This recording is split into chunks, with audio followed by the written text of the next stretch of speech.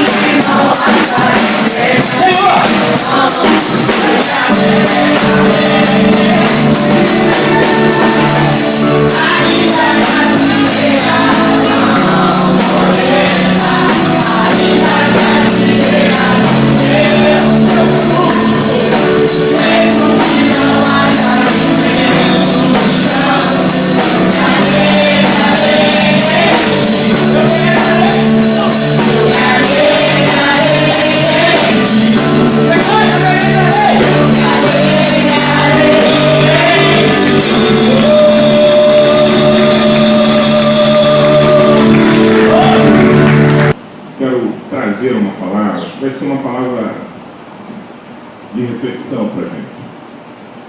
Eu tenho visto aquilo que tem acontecido nesse lugar desde que começamos, e Deus tem sido tremendo, falando com a gente, nos louvores cantados, nas ministrações, tudo que tem sido dito. Eu quero crer que o Senhor vai falar com a gente, vai continuar falando com a gente através da sua palavra que vai ser ministrada. Manda para mim, Alveira, por favor, Marcos, capítulo 2, versículo 18 em diante. Enquanto vai ser projetado ali, eu queria que você olhasse para cá um pouquinho e me ouvisse. Nós estamos num tempo que a Bíblia chamou e profetizou sobre ele, dizendo que esse tempo chegaria e era o tempo do fim, os últimos dias.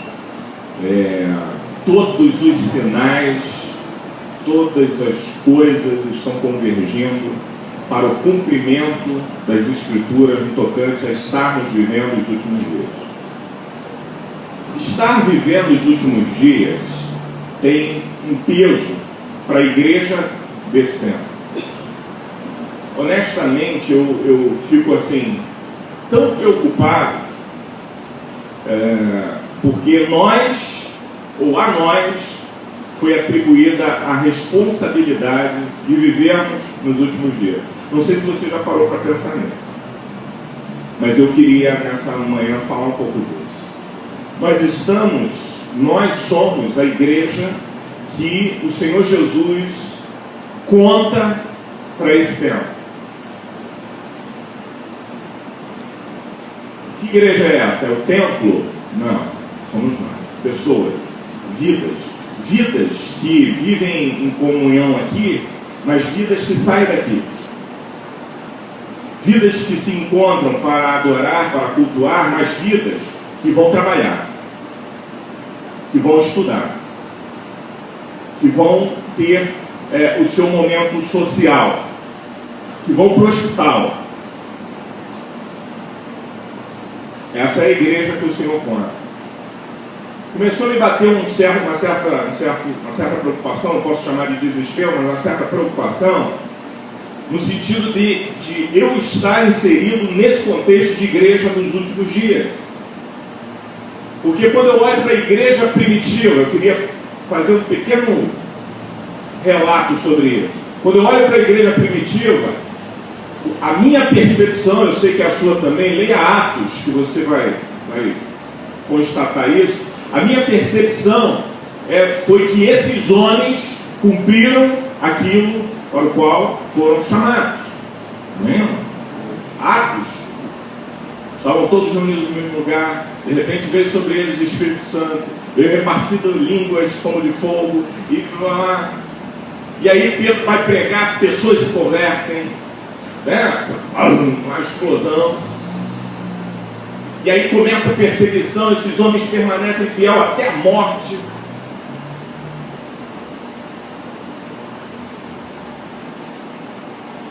Acho que foi Pedro mesmo que disse: olha, se vai me crucificar, não me crucifique igual a Jesus. Pode me botar de cabeça para baixo, eu não sou digno de morrer igual ao meu mestre.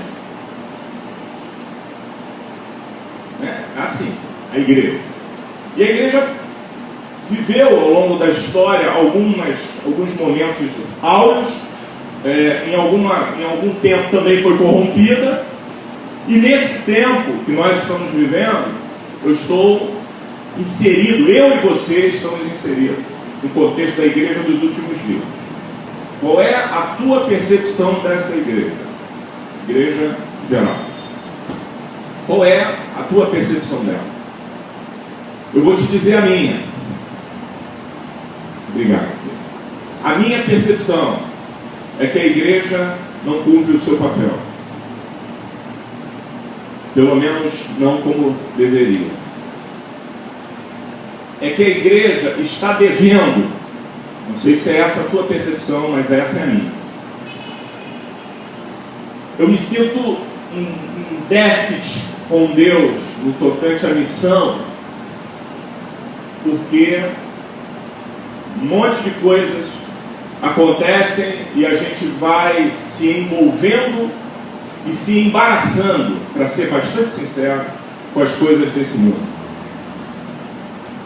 Aí a gente não tem tempo, porque o nosso tempo está sendo aplicado para outras coisas. E a vida se tornou, nesse tempo, que é o último momento da igreja, a vida se tornou frenética a nível de tempo de correria. É ou não? Hoje, quando virou o relógio à meia-noite, eu falei: caramba, ganhamos mais uma hora. Foi legal, atrasou o tempo. Pô, bom que todo dia tivesse uma horinha mais. Porque nós estamos acelerados, tudo é muito rápido. Quando a gente clica lá naquele negocinho do computador, que aquele reloginho do tempo aparece e fica mais de 3 segundos, você acha que o teu computador está uma porcaria, você tem que trocar ele porque ele não responde o que você quer. E a vida está assim, a nossa vida está assim. A gente quer que as coisas aconteçam rápido e as coisas estão muito velozes. E eu quero te dizer, o tempo também está passando muito rápido. A gente começa o ano, daqui a pouco, no outro dia eu falei para minha esposa: o ano começou agora, os mercados e as coisas já estão cheios de ovos de Páscoa. Pô, tem que que meu filho não entende isso. Mas é o processo, está acelerado demais. Daqui a pouco estou falando do Dia das Mães, do Dia dos Pais, Dia das Crianças, Natal. E é assim que as coisas estão aceleradas demais. Mas o que eu quero enfatizar nessa manhã? Que como igreja, talvez nós estejamos devendo. E eu gostaria de fazer uma reflexão com vocês sobre esse contexto. E nesse capítulo de Marcos 2, versículo 18 a 22, mas antes eu queria só citar que a expectativa do Senhor para com a sua igreja, para conosco, com indivíduos, como pessoas, porque quando a gente fala em igreja, a gente coletiva tudo e generaliza, mas eu gostaria de individualizar esse contexto. Quando o profeta é levado à casa do olheiro, e na casa do olheiro ele ouve a voz do Senhor e diz: você é, ou a casa de Israel é, ou o povo de Israel é, como esse barro na mão do olheiro. Qual é a importância disso? A importância é não se endurecer. Percebe que no processo de manuseio do barro, o barro tem que estar numa textura diferenciada que permita ser trabalhado. Percebe? Se não for assim, e aí eu vejo assim, o que está no coração do Senhor em relação a nós, em relação a mim como indivíduo e a nós como igreja, é não estarmos endurecidos. A Bíblia diz que nesse tempo que nós chegamos, nos últimos tempos, o amor de muitos esfriaria. Isso aponta para um endurecimento, e é verdade. Eu me sinto endurecido em determinadas coisas referente ao amor, coisas que eu deveria amar. Eu estou ficando cascudo, sabe? Aquela coisa casca grossa já, de olhar as coisas e não conseguir me sensibilizar com elas. Estou ficando insensível porque de fato as coisas estão difíceis. Por se multiplicar a iniquidade, o amor de muitos esfriaria. Aí eu entendo a preocupação do Senhor em dizer: olha, vocês são como barro na mão do olheiro. Vocês precisam estar num estado em que eu possa mover, em que eu possa trabalhar, em que eu possa mexer. Porque se vocês endurecerem, não tem mais o que fazer, tem que quebrar. E eu fiquei pensando nisso, eu falei: Senhor, eu quero voltar ao estado que Tu queres, que está no Teu coração acerca da minha vida. Não dá para a gente viver uma vida, irmãos, esperando a volta de Jesus e achando que as coisas são assim mesmo. A gente gosta quando o ser humano, que a gente não consegue enxergar como ser humano, mas é, querendo a gente ou não, admitindo ou não, quando o ser humano é atingido por uma bala, ou na cabeça, ou ele apanha na rua, a gente não consegue se sensibilizar se souber que a vida dele é uma vida de um miserável, de um traficante, de um bandido, de alguém que fez mal a alguém. A gente não se sensibiliza mais. A gente torce para que alguém bata mesmo. E se demora, a gente participa. E é assim que a gente está vivendo. E é assim que a igreja dos últimos dias está vivendo. Uma igreja que vai endurecendo, não se torna mais maleável ao olheiro, é uma igreja que perde a misericórdia. É uma igreja que desiste de amar. É uma igreja que começa a assumir uma postura religiosa, contudo sem Deus.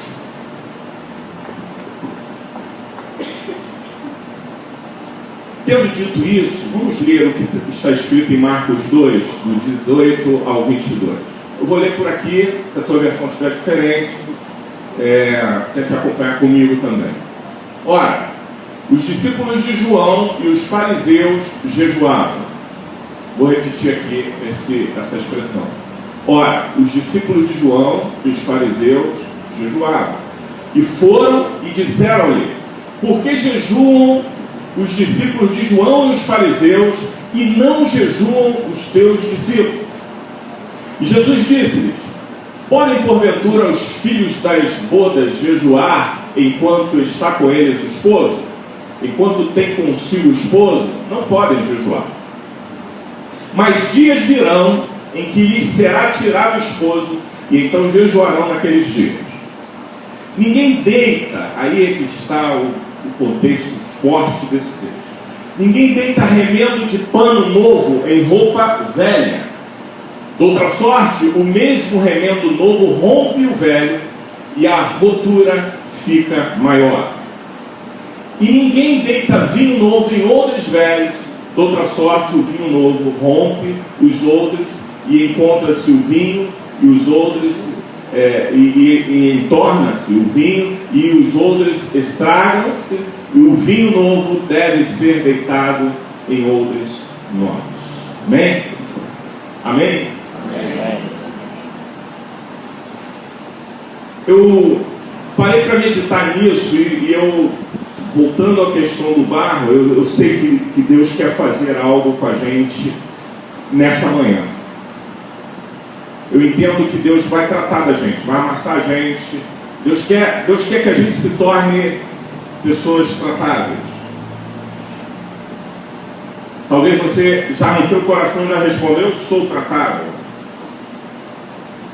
E eu vou te dizer, olha, cuidado com o que você está falando agora, porque pode ser que ao término dessa palavra você descubra que você não é tão tratável assim.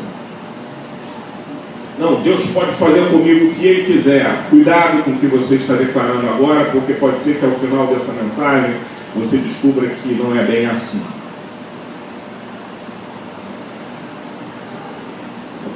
Jesus estava nesse momento com os seus discípulos, haviam pessoas ao entorno dele, e estavam ali mais duas classes de discípulos. Volta para mim, virar lá no primeiro versículo, por favor. 18. Isso. Preste atenção que existiam então 3 tipos de discípulos reunidos com Jesus nesse momento. Naquele encontro, naquela reunião, existiam 3 tipos de discípulos. Primeiro, está escrito ali, olha, os discípulos de João. Tinha uma turma ali que era denominada discípulo de João. E os fariseus, em outras versões fala, os discípulos de João e os discípulos dos fariseus. Tá? Eles estavam nesse encontro. E foram e disseram: por que jejuam os discípulos de João e os dos fariseus? E não jejuam os teus discípulos? Então tinha uma turma ali, e havia um questionamento. Esse questionamento, em primeiro lugar, me mostra que está faltando alguma coisa, né? Parece que a pergunta, o questionamento, por mais que pareça que há uma luta pela espiritualidade dos presentes, na verdade o que há aqui, há uma crítica e um apontar de dedo e uma exclusão. Porque quando você abre o texto e diz, olha, os discípulos de João jejuam, os discípulos dos fariseus jejuam, mas os teus discípulos não jejuam. Por quê? Por mais que se pense, nós estamos lutando para uma espiritualidade, para um mover geral, para uma situação em que aconteça espiritualidade em todos, que todos sejam movidos a jejuar. Por mais que pareça isso, na verdade o pano de fundo e a conotação real não é essa. A conotação é uma conotação de crítica. A conotação é uma conotação do eu faço e você não faz. Eu sou melhor que você porque eu faço e você não faz. E apesar de você dizer que é o Cristo, nós estamos numa posição mais privilegiada, melhor, porque nós jejuamos. E os teus discípulos não jejuam. Ou seja, parece que eles estavam também dizendo a Jesus: Jesus, você não está ensinando direito para aqueles que andam com você. Os fariseus estão ensinando certo, o João está ensinando certo, mas você não está ensinando certo. E aí, irmãos, eu queria olhar para esse contexto e tentar nos descobrir dentro desses 3 grupos de discípulos. E eu vou falar aquilo que Deus colocou no meu coração. Eu espero que você receba como eu recebi. Quando eu recebi essa palavra, eu disse para Deus: Senhor, tira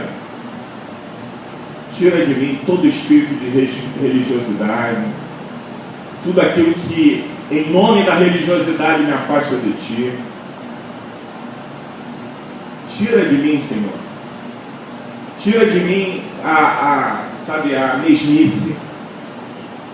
Tira de mim essa coisa de andar, ficar patinando no lugar, não conseguir alcançar, não conseguir chegar onde Tu queres. Tira de mim, Senhor.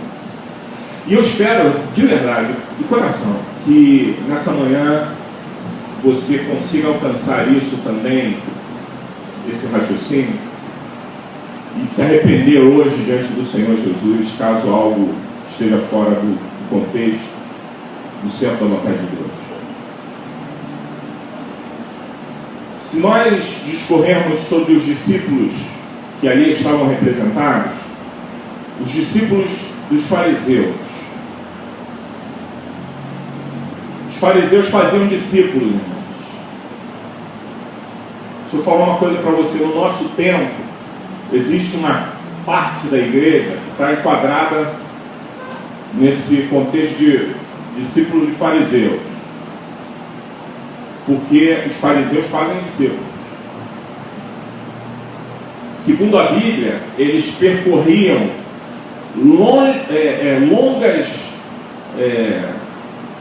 longos caminhos, atravessavam até mares, para trazer discípulos para si, para fazer o proselitismo e o discipulado, e trazer os caras e falar: vocês têm que ser igual a gente. Eu estava conversando com o pastor Marcelo e ele estava falando assim: Jesus fala sobre os fariseus e fala assim: olha, se a vossa justiça não ultrapassar em muito a dos fariseus. E aí, quando eu olho para a questão igreja, eu vejo assim: olha, existe no contexto de igreja discípulos de fariseus. E eu vou rapidamente, se você quiser, depois você anote e leia Mateus 23. Mas eu vou rapidamente falar qual era o perfil desses homens, dos fariseus. Em Mateus 23 está escrito, e tudo que eu vou ler aqui está ali, em Mateus 23. Diz assim: na cadeira de Moisés estão assentados. Essa era a primeira observação de Jesus acerca dos fariseus. Sabe o que significa isso? Você determina a lei, você é o juiz da lei, você faz com que todo mundo tenha que se curvar diante daquilo que você diz. Você é o cara que julga. Você é o cara que diz se está certo ou se está errado. Moisés tinha recebido de Deus essa autoridade sobre o povo. Olha, guia o povo, faça com eles o que eles não se percam da minha presença. E Moisés orientava, dizia e tal. Esses homens, eles se sentiam assim: eu sou o cara, eu sou aquele que vai dizer para todo mundo o que todo mundo vai ter que fazer. Esse era o perfil do fariseu. Aí, na sequência, o texto diz: vocês dizem e não fazem.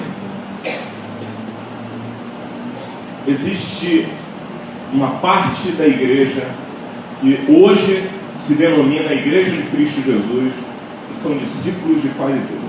Vou dar nome de ninguém, não quero também só abrir para fora, mas eu quero trazer para dentro, nos momentos em que nós somos discípulos de fariseus.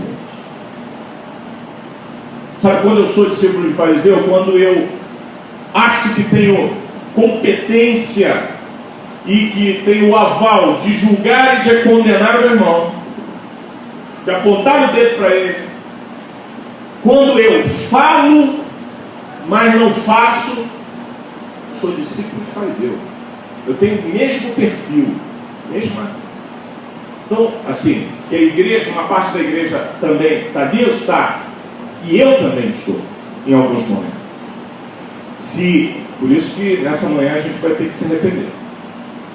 Se a gente descobrir que em nossa vida nós estamos muito mais ávidos a julgar e condenar o próximo, a falar para os outros e não fazer, nós já estamos sendo qualificados a sermos os discípulos de fariseus.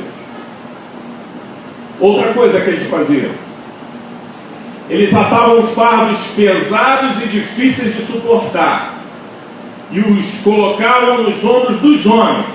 Eles, porém, nem com o seu dedo queriam movê-los. Perfil do fariseu. Você, assim, faz isso, anda assim, tua roupa está curta, não está de terno, teu bigode está grande, não sei o que, e vai botando fardo, e vai botando peso, daqui a pouco o cara já está curvado e não consegue nem andar, de tanto peso, de tanto fardo. Mas e o fariseu? O fariseu está na boa, está nem aí, ele não está nem preocupado com aquilo que ele está dizendo para os outros fazerem, está nem aí. Fazem todas as obras, preste atenção nisso, perfil de fariseu, fazem todas as obras a fim de serem vistos pelos homens. Perfil de fariseu, dito por Jesus. Deixa eu falar uma coisa para você. Eu parei para pensar em mim, tá? Antes de perguntar para você, eu já perguntei para mim: o que você está fazendo que de fato não seja para que o outro veja o que o homem veja? Contexto de reino de Deus. Meu irmão, deixa eu te falar, você pode varrer a igreja, limpar a igreja, lavar a igreja, encerar a igreja, pintar a igreja, acender a igreja, abrir a igreja, fechar a igreja. Se no teu coração estiver na tua mente, estiver assim: quando o pastor chegar ele vai ver que eu fiz, quando o irmão chegar ele vai ver que eu fiz, quando o outro chegar ele vai ver que eu estou fazendo, ele não faz, mas eu faço. Se tiver isso no teu coração, desculpa, discípulo de fariseu. Porque sabe o que o Senhor quer? Se você faz para o Senhor, o faça. Se você chega, que para o Senhor você chega. Se você vem ao culto, que para o Senhor você venha. É isso que Deus espera. Nessa manhã, o que Deus quer da gente é o seguinte: tem 3 classes de discípulos. Eu me vi lendo e meditando nisso, ora aqui e ora aqui. Sabe o que o Senhor quer fazer? Tirar a gente. A Bíblia diz assim: Ele quer nos transportar do reino das trevas para o reino do Filho de seu amor. Você precisa ser discípulo de Jesus. Aleluia. Você precisa seguir a Jesus. Você precisa servir a Jesus. Você precisa amar a Jesus. Você precisa colocar a tua vida à disposição para ser gasto com Jesus. Entregar a Ele o teu tempo, a tua vida, a tua dedicação, a tua aplicação, tudo que você faz, tudo que você é, a Jesus. Porque senão não vale a pena, porque os fariseus eram os detentores da religião. Religiosos, mais do que eles, não havia. Eram os caras da religião. E aí, muitas vezes nós estamos assim, nós somos religiosos.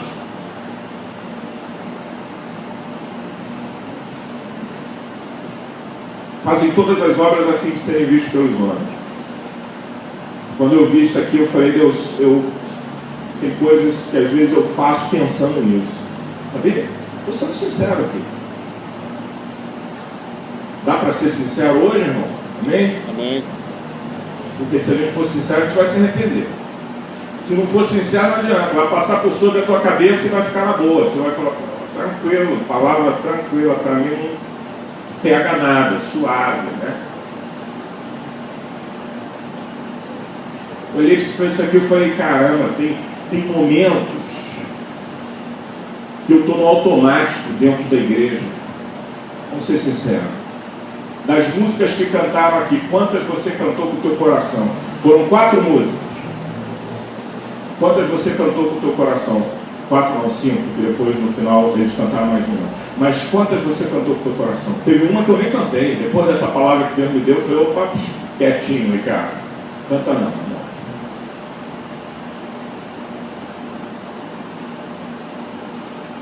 Aí você levanta a mão. Por quê? Para o irmão ver que você é espiritual. Para o irmão ver que você está em comunhão com Deus. Para o irmão achar que você está cheio de Espírito Santo.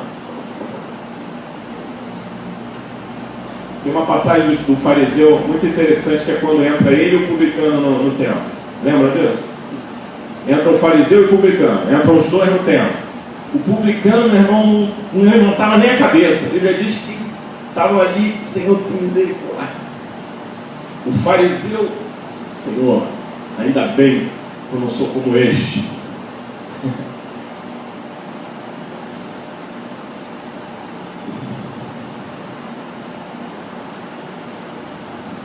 Amam os primeiros lugares nas ceias e as primeiras cadeiras nas sinagogas. Então, agora não é de forma geográfica, mas é de coração. Quer ser notado, o coração quer ser observado, o coração quer tapinha nas costas, o coração quer oba-oba.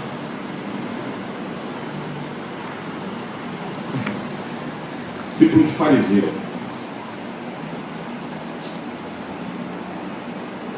Gostam de ser chamados pelos homens de mestre. Caramba, cara, tu é fera. Tu prega pra caramba. Caramba, tua aula, pastora Marisa.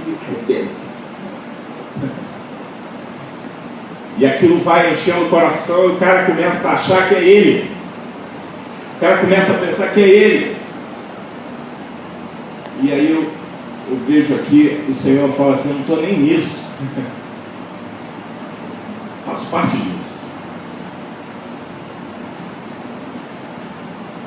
Fecham aos homens o reino dos céus, e nem eles entram, e nem deixam entrar os que estão entrando.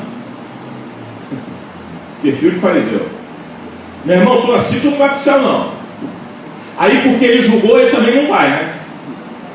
Então ele não vai, não deixa ir também, e vai fechando a porta do céu, vai classificando, ele vira o Pedro para a Igreja Católica. Não sei se tem católico aqui, mas sabe que a Igreja Católica diz que Pedro é que tem a chave do céu. A chave do céu, na minha concepção, quem tem é o Senhor, mas vira o Pedro, o irmão vira o Pedro na Igreja Católica que, meu irmão, você entra. Não, você não entra não. Ah, você, eu fui com a tua cara, você é legal, então você entra. Você não vai não. Você tem o cabelo maior, então não vai.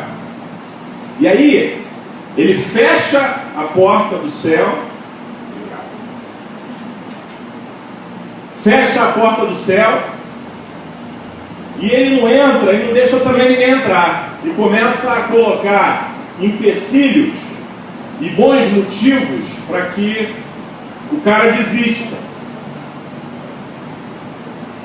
Devoram as casas das viúvas sob pretexto de prolongadas orações.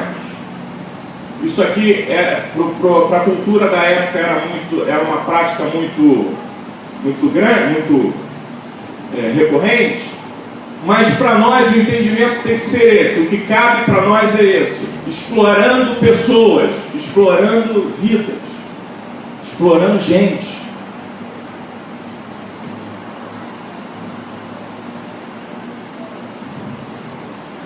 Percorrem o mar e a terra para fazer um prosélito, e depois de ter desfeito, prosélito é um seguidor, né? Converteu o cara, e depois de ter desfeito, o fazeis filhos do inferno 2 vezes mais do que vós. Perfil de fariseu. Aí eu olhei, claro que eu olhei para a minha vida, olhei mesmo, olhei de verdade, irmão. Mas olha para o contexto de igreja. Tem gente que está produzindo gente 2 vezes pior do que ele. Porque ele inicialmente vendeu a água, vendeu o lenço, vendeu a indulgência, vendeu o papel, vendeu o galho, vendeu a arruda. E, sabe, com um coração maligno, fez isso e converteu pessoas a isso. E essas pessoas passam a acreditar que sem isso elas não vão alcançar e não vão receber aquilo que precisam receber. Isso é discípulo de fariseu, porque discípulo de Jesus sabe que nele converge todas as coisas. Quem tem Jesus tem tudo. Mas eles são capazes de promoverem filhos do diabo, segundo Jesus disse. Aí, porque tem gente que fala assim, ó, o pastor está chamando os outros de filho. Eu não estou chamando ninguém de filho do diabo, eu estou lendo. Está escrito isso, Mateus 23. Se quiser, abre aí tua Bíblia e vai olhar. Percorrem o mar para fazer o prosélito, e depois de teres feito, o fazeis filhos do inferno 2 vezes mais do que vós. Ou seja, o cara fica pior do que o fariseu, que já é ruim.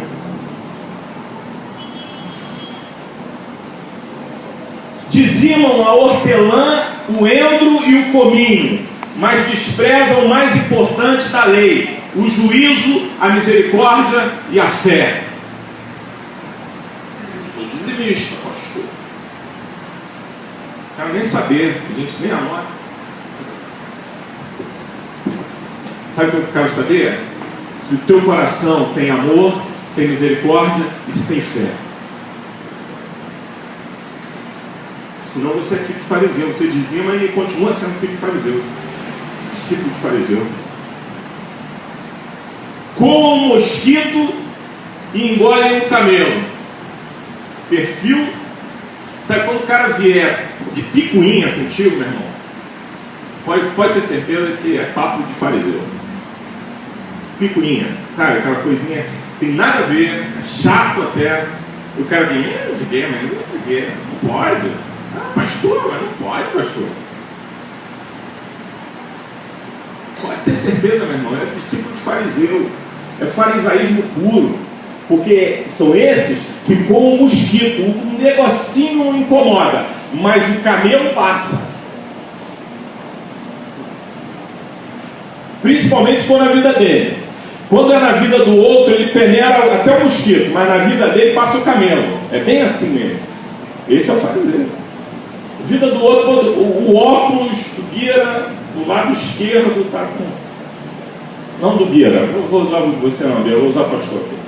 O óculos do pastor do lado esquerdo está. Mas o resto, a minha vida, passa tudo, pode tudo, está tudo valendo. Discípulo de fariseu. Jesus continua dizendo o seguinte: vocês limpam o exterior do copo e do prato, mas o interior está cheio de rapina e de intemperança, está cheio de sujeira. É isso que a Bíblia diz. Vocês são sepulcros caiados, que por fora realmente parecem formosos. Olha só, presta atenção nisso, porque isso aqui é sério. Todas as vezes que você identificar na tua vida que você está vivendo em alguma área de aparência, pare, se arrependa e volte ao caminho. Qualquer área. Na vida espiritual, se estiver vivendo de aparência, meu irmão, está na hora de parar e rever. Muda tudo. E é por isso que a gente tem encontros, por isso que a gente tem reuniões, por isso que a gente tem cultos, porque eu sei que Deus fala nesses encontros, Deus fala nesses cultos, porque aquele que tem ouvidos, aquele que está predisposto a ouvir, ele ouve e se arrepende, e se converte, e se volta para Deus, e se rende, e diz: Senhor, eu estou assim, desse jeitinho mesmo, parece que está falando para mim, e eu quero me arrepender. Se o cara é ovelha, se a irmã é ovelha, é assim que age. Se for cabrito, não, berra. Cabrito berra, pula. Isso.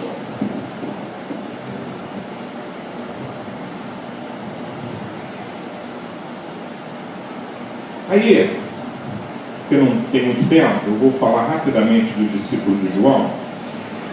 A história diz que João, há um estudo teológico que diz que João batizou cerca de 100 mil pessoas. O cara foi fera no ministério dele. Gente pra caramba. Fez discípulos. Mas o coração de João tinha uma coisa que talvez nem todos os discípulos entenderam. Alguns sim, porque a Bíblia até mostra isso.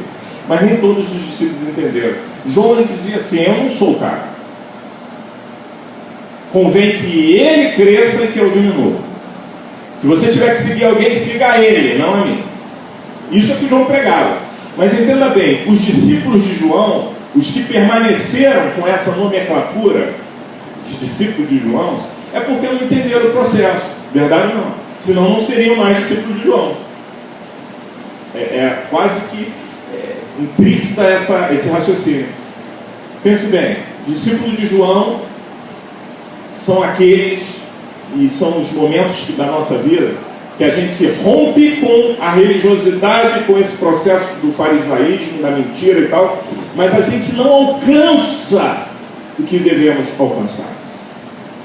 Ficamos no caminho, somos a lagarta dentro do casulo que ainda não eclodiu. E aí Deus colocou no meu coração e eu vou falar aqui, não sei porquê, mas eu sei que tem algo para acontecer aqui. Você que sabe que Deus tem algo para a tua vida e que é além daquilo que você está vivendo hoje, vai ficar vivendo o que você está vivendo até hoje, até quando? Deus quer mudar a nossa característica de discípulo transitório para discípulo definitivo. Deus quer mudar essa história de mais ou menos para gente cheia do Espírito Santo. Deus quer te tirar do morno e te colocar num patamar de gente de Deus, de gente que conhece ao Senhor, de gente que sabe qual é a vontade de Deus para a sua vida e de gente que anda segundo a vontade do Senhor. Aleluia. Discípulo de João é o transitório, é o cara que fica no meio do caminho, ele não sabe nem o que vai acontecer com ele não sabe nem o que Deus tem para ele, ou quando sabe, fica esperando acontecer alguma coisa diferente. São pessoas que sabem que Deus tem um chamado para ela, mas ela fica no mesmo lugar porque ela tem medo de mudança, ela tem medo de transformação, ela tem medo de ser confrontada, ela tem medo de ser chocada, ela não quer estudar, ela não quer se preparar, ela não quer avançar, ela quer ficar na mesmice. São discípulos de João.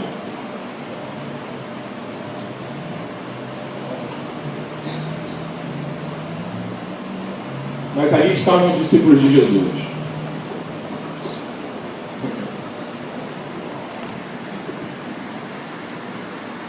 Quem eram eles? Perfeitos? Não. Eram os caras que davam mole pra caramba. Que nem eu. Davam mole. Cara que em algumas vezes não conseguia controlar o seu temperamento. Temperamento, irmão, Deus não muda, ouviu? Deus te deu e vai continuar sendo o mesmo até a sua morte. O que Deus faz é entrar na tua vida para controlar. Amém. É bravo pra caramba? Tu pula igual cabrito? Aí Deus entra e começa a produzir frutos dentro de você, que você começa a ser capaz de calar a sua boca na hora que tem que calar. Aleluia.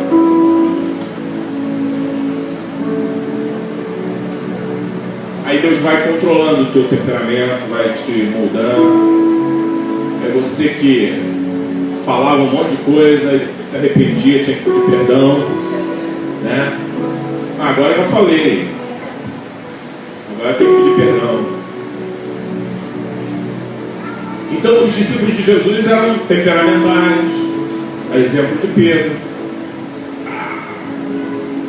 Se tem que ir para a água, vou eu. E mete o pé na água e anda 3 passos de pluma. Gente que não era perfeita. Deixa eu falar para você uma coisa, Deus não está procurando gente perfeita. Sabe por quê? Porque Ele sabe que não vai achar e Deus não perde tempo. Deus não perde tempo, meu irmão. Se Ele ficar procurando gente perfeita, Ele sabe que não vai achar. Mas é nos imperfeitos que Ele começa a ministrar sua graça. Assim como foi cantado aqui, ministrado aqui pelo Renato. Ele começa a ministrar sua graça. E vai ministrando sua graça dizendo, cara, tu não vale nada. Aos olhos dos homens tu não vale nada, mas sabe, o teu valor para mim foi tão grande que eu entreguei a minha vida por amor a você. Aí eu entendo que eu não sou nada, mas Ele me ama. O diabo pira com isso. O diabo, é um vacilão e ele ainda ama. Glória a Deus. Estou falando de mim, tá? E Deus ainda ama esse cara. Aleluia. Discípulos de Jesus não são os perfeitos, mas são aqueles que, apesar da imperfeição, permanecem em Jesus.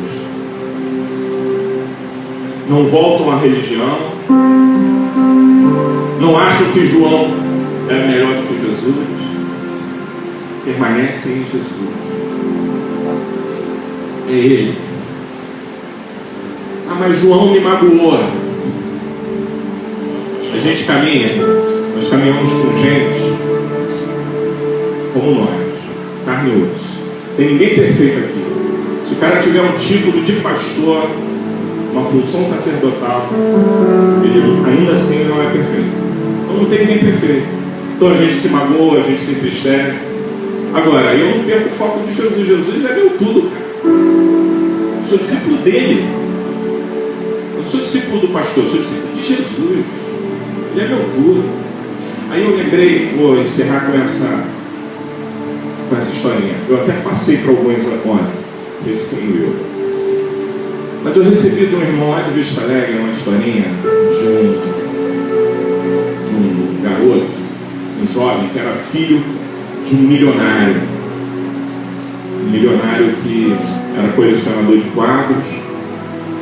E parece que eles viviam na Alemanha e ele foi convocado à guerra, o menino, o garoto. E ele foi para a guerra.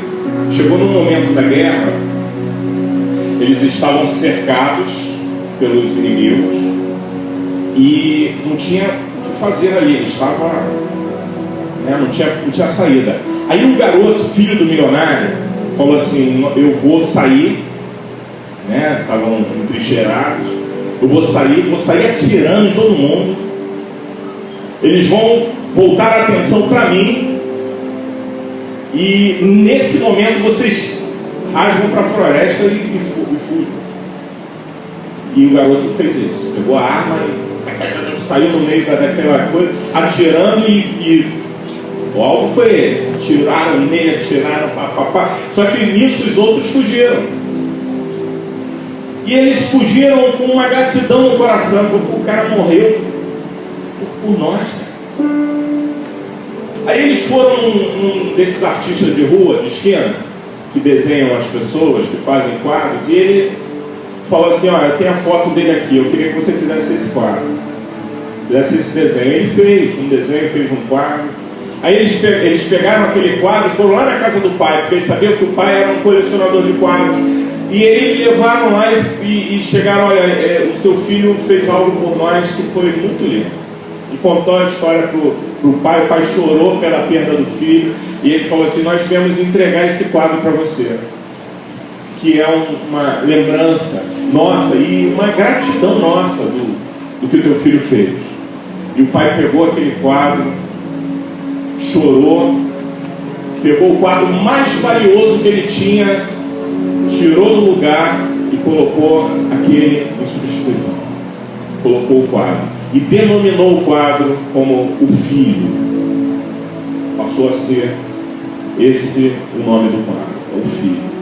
Aquele homem morre e deixa um testamento que os seus quadros deveriam ser, já que ele não tinha filho, mas ele não tinha herdeiros, os seus quadros deveriam ser leiloados. E para que todo o dinheiro que fosse arrecadado fosse entregue ao governo do país dele, para ajudar na reconstrução do país que havia vivido uma guerra. E aí foram para o leilão. E no leilão, o pedido do homem era que o quadro, o filho, fosse o primeiro a ser leiloado. E aí eles levantaram, existiam muitos colecionadores, homens entendidos de arte no local, e aí o rapaz levantou e falou assim: vamos lá, quem dá mais aqui? E ninguém dava nada. E ele: não, a gente não quer isso aí não, a gente quer os outros, esse aí. Não, mas esse aqui, vamos lá. Quem dá 1.000 nesse aqui? Aí ninguém. Quem dá 500? Pelo menos 500 nesse quadro? Ninguém. Enfim, ele foi baixando, aí chegou a 10. Aí um senhorzinho lá de trás falou assim: eu quero. Foi lá na frente, pegou o quadro e falou assim: eu sou jardineiro do meu patrão, jardineiro dele, do dono desse quadro. E eu sei o quanto esse quadro valia para ele. Eu não tenho dinheiro para comprar, mas 10 eu tenho, e 10 eu vou pagar. Eu quero esse quadro, o quadro é meu. E aí o cara falou: vendido então para o senhor. Aí os outros, agora vai começar o leilão, vamos lá. Aí o leiloeiro falou assim: está encerrado o leilão. Mas como assim? Nós vemos aqui, tem tantos quadros aí. Ele falou assim: o testamento dizia que quem levar o filho, leva tudo. Aleluia. Deixa eu te falar uma coisa. Se você for discípulo de Jesus, você levou tudo. Tudo é teu. Tudo teu. Você não precisa ficar olhando para a vida do irmão. Você não precisa ficar, achando que nada vai acontecer, porque se Deus tem algo para fazer na tua vida, saia do processo de transição, saia desse processo de marasmo, de mesmice, busque a Deus, ore ao Senhor, converse com os teus líderes, diga para Ele que você tem um chamado de Deus, aguarde em Deus, espera Deus falar com Ele. Mas rompa. Discípulo de Jesus tem Jesus. Por mais que isso seja uma redundância, mas discípulo de Jesus tem Jesus. Se faltar qualquer outra coisa, ele tem Jesus. Mas eu quero te dizer que com Jesus não falta nada. Por mais que você ache que esteja faltando. Porque Ele é o teu consolador, Ele é o que cuida de você. Ele é o que tocou no coração do médico, que agiu para que um remédio que eu não tinha condições de comprar viesse. Foi Ele que fez uma obra linda no coração das pessoas com quem a Simoninha me contou ontem, de uma bênção que ela vai contar hoje à noite aqui. Eu não vou contar, mas você que vai vir aqui hoje à noite, você vai saber. Uma bênção que ela recebeu, que teria que pagar R$800, depois caiu para 70, até que chegou a 0. É Ele que cuida, é Ele que faz. Quando eu fui ministrado por essa palavra, duas coisas vieram ao meu coração. Eu preciso me arrepender. E eu preciso de Jesus. Entre o ponto de arrependimento, de eu reconhecer que ficar olhando para o irmão, apontando o erro do irmão, fazendo as coisas para os outros verem, essas coisas, eu me arrependo. Mas não adianta me arrepender de ficar num espaço de transição que não vai me levar a romper. O que Deus está nos trazendo nessa manhã é para a gente romper. É você romper como homem de Deus, você romper como mulher de Deus. Você que, sabe, está caindo no sistema religioso. Sabe o que é cair no sistema religioso? É quando você tinha o gozo, a alegria, a vontade, a determinação, e de repente, por circunstâncias da vida, ou circunstâncias da igreja, ou circunstâncias de alguma coisa da família, você começa a cair, e aí você começa a se sentir mal. Você sabe que você já experimentou algo muito bom de Deus, mas nesse momento você espiritualmente está embaixo, você está mal, está precisando de Deus. Deixa eu te falar, nós precisamos de Deus. Essa manhã é uma manhã que nós vamos nos entregar a Deus, nós vamos ser renovados por Ele, nós vamos ser ministrados por Ele, nós vamos ser tratados por Ele, nós vamos ser renovados por Ele, vamos ser fortalecidos por Ele. E você veio aqui nessa manhã porque Ele quer fazer isso. Você tem opções aqui. Você pode simplesmente se esconder e dizer, não vou lá. Uma você pode dizer, isso não é comigo. Aí o problema é seu. Agora você pode dizer também, não vou lá, porque se eu for lá, vou ver que eu estou precisando. E está faltando alguma coisa em mim. Meu irmão, em mim está faltando um monte. Quando eu recebi essa palavra, eu falei, Deus, mal demais. Preciso de Deus. Eu preciso de Deus. Eu preciso voltar a ser discípulo de Jesus. Meu coração está sendo esfriado, irmão.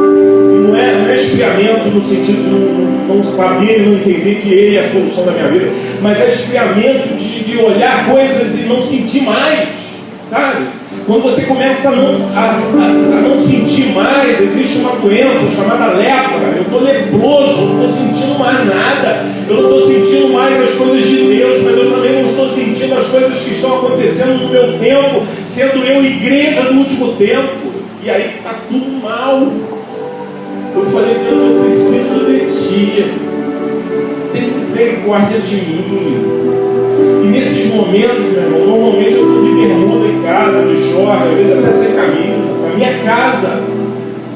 Porque é o momento que Deus está me vendo, é o momento que eu estou em Deus e Deus está me vendo. Eu não estou de terno, eu não estou de gravata, eu não estou arrumadinho, eu não estou bonitinho na igreja, para ninguém me ver. Eu estou eu e Deus. É nesse momento que Deus fala, cara, está mal.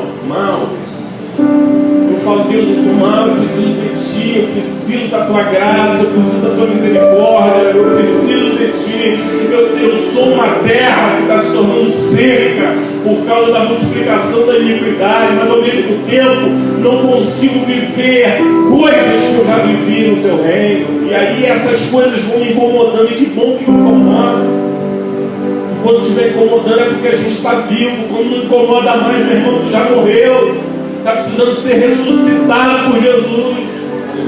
Não estou dizendo que acabou tudo, mas Jesus está precisando de uma obra maior ainda, fazer uma obra maior ainda na tua vida. Está precisando ressuscitar você.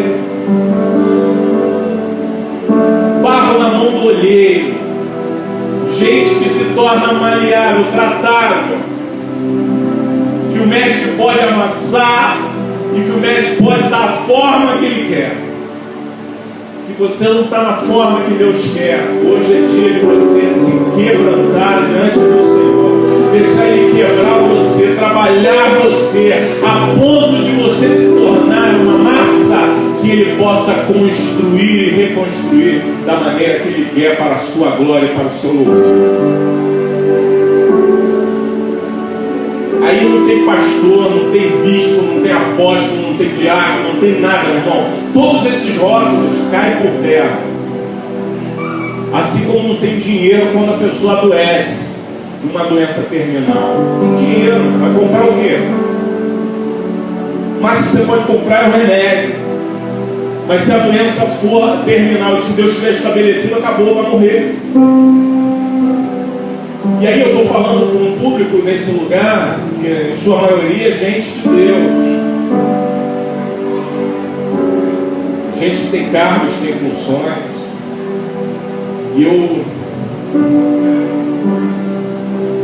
vou fazer aqui, eu já fiz. Mas eu vou orar por minha vida de novo. E quero orar por tua vida também. Se você quiser, se você não quiser, pode ter certeza. O meu espírito de farisaísmo morreu, tá? Eu estou fora desse negócio de julgar o irmão. Não quero mais isso.